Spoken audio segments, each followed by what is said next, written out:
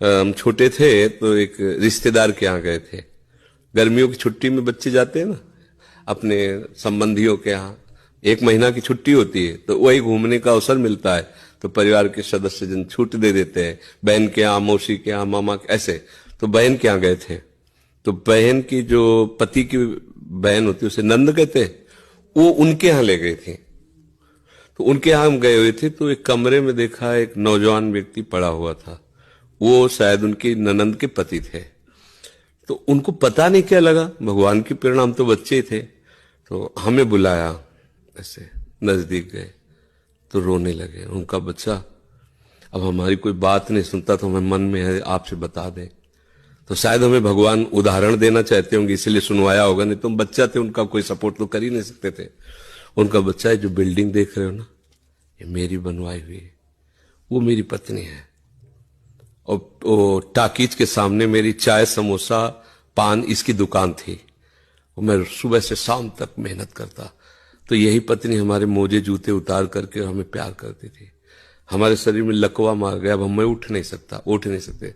बोले 2 रोटी से ज्यादा भोजन नहीं देती, और कहती ज्यादा देंगे तो बार बार शौच करोगे, हमें फेंकना पड़ेगा। बोले हमको मारती भी है, हमसे बात नहीं करती, चिल्लाते रहते हैं, हमारे सामने दूसरे पुरुष को बुलाती, बात करती ऐसा। बोले किससे कहूं, अगर कहूं तो ये मारेगी आकर के, कहना नहीं। तो हम बच्चे थे पर वो बात हमारे दिमाग में, हम बार बार सोचा इस विषय कि मेरे से क्यों कहा, तो शायद मुझे शिक्षा भगवान दिलाना चाहते थे, एक उदाहरण हमारे दिमाग में।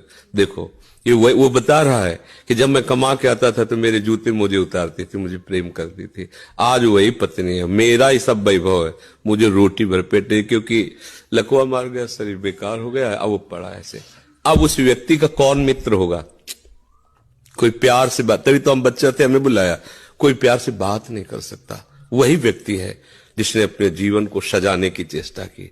लेकिन एक मित्र है जिसको नहीं जानता था, इसीलिए अगर उस मित्र को जानता होता तो उसको रोना नहीं बनता, वो केवल उसी से बात करता और जीवन बदल जाता। वो कर तुम अकर तुम अन्यथा कर तुम, सच्ची मानो। हमें डॉक्टर ने कहा था, आज के कम से कम 17 वर्ष पहले, दिल्ली के थे, सब जांच की, उनका बाबा तुम संत हो इसलिए तुमसे कोई छुपाव नहीं है, तुम्हारा कोई घर का नहीं कि जिससे मैं बता सकूं, तुम्ही से डायरेक्ट कह रहा हूं। 2-2.5 वर्ष, आखिरी 5 वर्ष, ये किडनी खत्म और आप मर जाओगे। तो इसलिए बता रहे हैं कि आप भजन कर लो बस 2-2.5 वर्ष। और तो हमने भी ठान लिया था कि हाँ ठीक है, ऐसा है। आज 17 वर्ष तो हो ही गए, लगभग 17 वर्ष, बड़ा लंबा सफर है। अभी आपके सामने बैठे, फेल भी है और पास भी है, नहीं पास है। देखो जो दिनचर्या हमें चाहिए वो हमारे शरीर कर रहा है, तो हम पास है।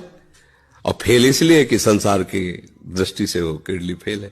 अगर भगवान का भरोसा ना होता तो सोचो आज हम कितने परेशान होते, शरीर को लेकर, पैसे को लेकर, कितना खर्चा, कैसी दवाइयां, कहां से डॉक्टर कहां लाते, क्या कुछ नहीं करना होता। वो अपने आप डॉक्टर रो करके कहते कि मेरी सेवा मत छीनना, बैठे हैं हजारों कोस दूर और रोज संपर्क, महाराज जी की क्या इस समय स्थिति है, अच्छा ये दवा दे देना, अच्छा आप ऐसा कर दे। तो हम देखते किसका दुलार है, जिनको हजारों रुपया दे के समय लिया जाता है, वो फिर बात करते हैं, वो भी अपने ढंग से। आश्चर्य की बात, वो डॉक्टर, उसे दुनिया से क्या मतलब, रुपये से मतलब है। लेकिन श्री जी, ये है प्रभु का प्रताप, हर व्यवस्था कैसी तुम्हें बताया। जब हम उनकी तरफ देखते हैं तो हजारों हाथों से दुलार करते नजर आ रहे हैं, हजारों हाथों से प्यार करते नजर आ रहे हैं। ये कैसे चलता है? अब हमें कुछ किसी से मांगना नहीं, किसी से कुछ कहला नहीं, अपने आप सब व्यवस्था होती। ये हमारी नहीं, भगवद आश्रय होने की बात है। अगर भगवद आश्रित नहीं हो तो वो अमल पत्नी होती, बच्चे होते, किसी के काम की तरह नहीं गए थे, तो क्या कहते, तेरे दिन इसे 4-5 हजार रुपए डायलिसिस के लिए चाहिए, दवाइयां चाहिए, भगवान उठा लो, ऐसे कह, पूछ लो भगवान इनको, वो कहती इनको पूछ लो। संसार का खेल है ऐसा।